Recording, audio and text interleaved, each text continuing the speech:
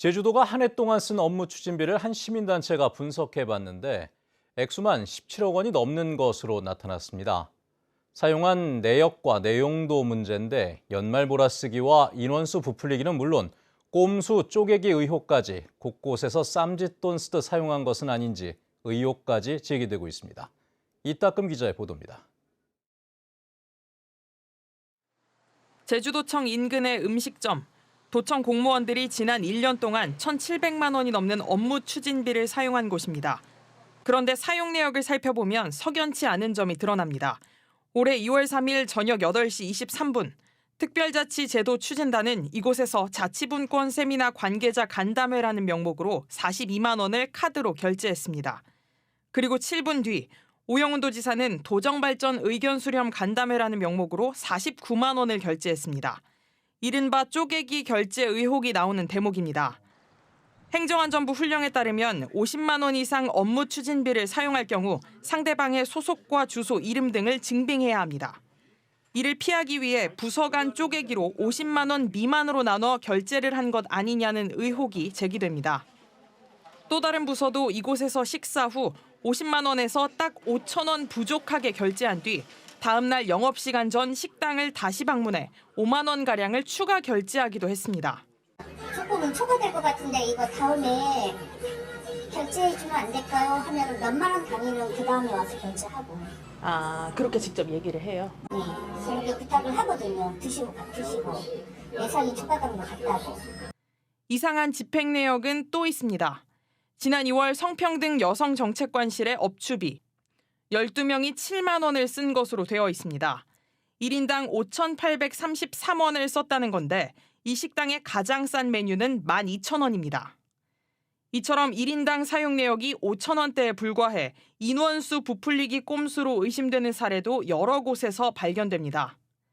제주참여환경연대가 지난해 8월부터 올해 7월까지 분석한 제주도청의 업무 추진비는 확인된 것만 17억 3,400여만 원. 이 중 12월 한 달 집행액만 2억 5,600만 원으로 월 평균의 1.7배가 넘었습니다. 연말에 예산을 몰아쓴다는 것은 꼭 필요하지 않는데도 집행을 한다는 거죠. 그 이유는 예산 삭감을 당하지 않기 위해서. 조례에 나와 있는 공개에 대한 규정 이런 것들을 지키지 않는 게 상당히 많다. 일부 부서는 증빙이 불투명한 주점 사용이 발견됐고 원칙적으로 사용이 금지된 휴일 업무 추진비 사용도 오영훈 도지사만 81건에 이릅니다. 제주도 관계자는 관련 내용을 검토한 뒤 정보 공개 청구가 들어오면 성실히 답변하고 문제가 있다면 개선하겠다고 밝혔습니다. 시민단체가 오영훈 도정의 업무 추진비 사용에 대해 해명과 사과를 요구한 가운데 의혹이 제기된 사용 내역들이 투명하게 공개될지 관심이 모아지고 있습니다. MBC 뉴스 이따금입니다. 이번 국정감사에서 제주도는 2개 상임위원회 현장 시찰만 진행되는데요. 국회 산업통상자원 중소벤처기업위원회가 탄소 없는 섬 추진 상황을 점검하기 위해 제주를 찾았지만 국민의힘 의원들은 불참하면서 반쪽짜리 시찰로만 진행됐습니다. 이소현 기자입니다. 전기차 폐배터리를 친환경 순환자원으로 활용하는 제주 배터리 산업화센터. 국정감사에 제주 시찰에 나선 국회 산업통상자원 중소벤처기업위원회 위원들은 이곳을 첫 방문지로 꼽았습니다. 위원들은 재생배터리 전처리 과정을 들여다보고 현안 보고를 받았습니다. 다른 지방자치단체에서도 활용할 수 있는지도 살펴보고 또 우리 산중위에서 지원할 것들이 있다면 꼼꼼히 또 확인해서 적극 지원하고자 하는. 위원들은 이어 전국 최초로 그린 수소를 생산하는 실증단지를 방문하고 현안 간담회를 진행했습니다. 30분 동안 진행 예정이던 현안 간담회는 1시간 넘게 이어졌습니다. 위원들은 선도적인 탄소 없는 섬 선언과 성과를 높이 평가했지만 출력 제어와 그린 수소의 떨어지는 경제성 등은 보완이 필요하다고 지적했습니다.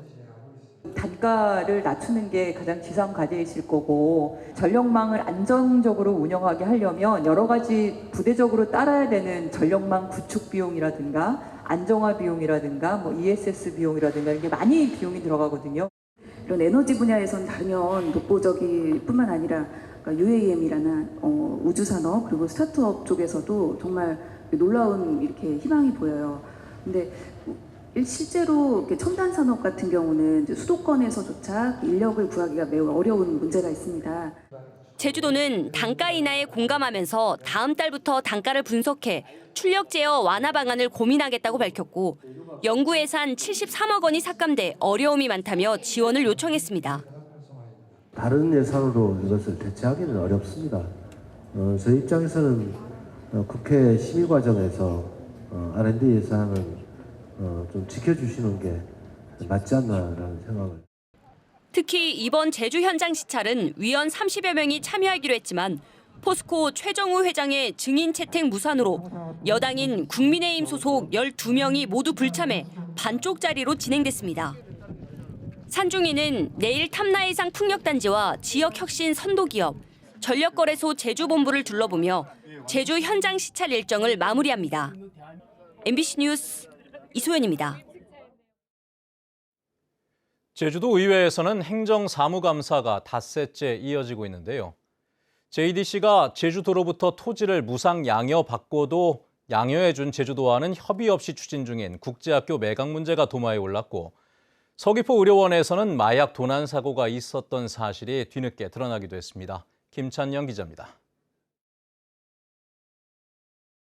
지난 2009년 제주에서 첫 국제학교로 문을 연 NLCS.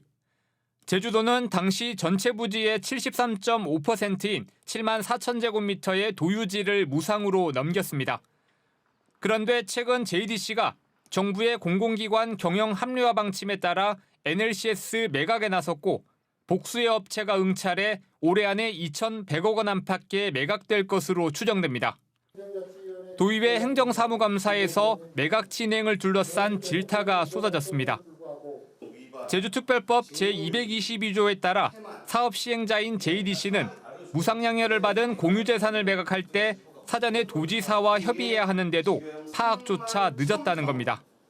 면적도 제대로 파악도 못하고 도유지 현황도 제대로 파악도 못하고 저희가 자료 요구를 한 10월 5일 그 이후에서야 이 상황을 알았다는 것은 정말 심각한 문제입니다. 저 속된 말로 물봉 아니 물봉. 에? 한마디로 봉되는 격인데 이거를 빨리 좀 대책회의를 해서. 제주도는 JDC의 협의 제안이 없었다며 협의 내용을 파악하겠다고 답했습니다. 협약에 대해서 사전 협의를 못한 부분은 정말 잘못한 거고요. 공기업 사업 중 민간이 잘할 수 있는 분야를 이전하고 그리고 공기업 자산 효율화 등에 따라서 이렇게 추진하는 그런 것으로 알고 있습니다. 서귀포 의료원에서 마약 도난 사고와 약품 코드를 불법으로 생성한 사실도 행정사무감사에서 드러났습니다. 도의회 보건복지안전위원회에 출석한 박연수 서귀포 의료원장은 지난 9월 24일 약제과 직원이 향정신성의약품 2개를 가져간 사실이 확인돼 경찰에 고발했다고 밝혔습니다. 최근에 한 건이 고발된 거가 있다고 제가 보고를 받았습니다. 개인적인 일탈로 본인이 가져간 거로 지금 확인이 되고 있는데 감사위 지적으로 드러난 불법 코드 생성이 14개가 아닌 39개나 된다며 부실한 관리 감독을 질타했습니다. 이 처방된 것 외에 불법적으로 등록한 게 14개가 아니고요. 제가 추가적으로 확인해보니까 39개예요. 그 약제 과장이 자기 임의로 이렇게 불법 코드를 생성한 게 39개입니다. 행정체제 개편 속도가 너무 빨라 도민 공론화가 제대로 이루어지지 않고 제주 청년센터가 직원들의 잦은 퇴사와 내부 갈등으로 제주도 청년 정책이 표류하고 있다는 지적도 나왔습니다. MBC 뉴스 김찬년입니다. 제주형 행정체제 개편 3차 공청회에서 용역진이 제시한 구역안에 대해 주민들의 비판과 우려가 쏟아졌습니다. 제주시청 등에서 열린 3차 경청회에서 주민들은 국회의원 선거구나 동서 제주군으로 나누면 생활권이 같은 동네가 분리되거나 도로 하나 차이로 다른 시 소속이 된다며 하천 기준으로 구역을 나눠달라고 호소했습니다. 또 홍명환 도시재생지원센터장은 국회의원 선거구안에 대해 원도심이 둘로 쪼개지는 상황이라며 비판했습니다. 제주도 교육청이 4.3을 역사 교과서에 명시하도록 주요 교과서 출판사에 요청했습니다. 제주도 교육청은 주요 출판사에 2022 개정 교육과정 제주 4.3 지필 방향 및 기술 시안을 전달하고 4.3 진상조사 보고서 내용을 토대로 교과서에 기술돼야 한다고 요구했습니다. 또 유족회와 4.3 단체, 현장 교원의 의견을 수렴해 만든 지필 방향과 시안 예시도 전달했습니다. 전남 일대에서 열리고 있는 전국체전 나흘째 경기에서 제주 선수단이 메달 6개를 추가했습니다. 제주 선수단은 남자 일반부 스프링보드 1m에 출전한 김영남 선수가 금메달을 획득하며 수영 2관왕에 오르는 등 금메달 4개와 은메달과 동메달 각각 1개를 획득했습니다. 이에 따라 이번 체전에서 제주도 선수단이 딴 메달은 금메달 20개, 은메달 24개, 동메달 23개 등 모두 67개로 늘었습니다. 올해 제주 지역에서 전기차 구입 보조금 신청이 저조한 것으로 나타났습니다. 제주도는 올해 총 6,300대 전기차 구입 보조금 지급을 계획했지만 현재 지원율은 60%인 3,700대 수준에 그친 것으로 나타났습니다. 전국적으로도 전기차 구입이 저조한 것으로 나타나면서 정부는 지난 9월 25일 이후 출고되는 차량부터 국비를 추가 지원하고 있고 전기차 업체들도 추가 할인을 병행하고 있습니다. 올겨울 제주산 당근의 과잉 생산이 우려됩니다. 농협 제주본부에 따르면 올해 당근 재배 의향 면적 조사 결과 지난해 재배 면적보다 55% 늘어난 1,320헥타르에서 당근이 재배될 것으로 나타났습니다.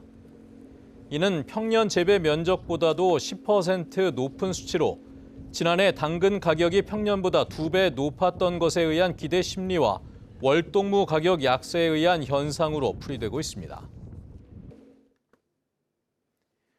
제주 흑우 생산량을 2030년까지 지금보다 2배 늘리는 계획이 추진됩니다.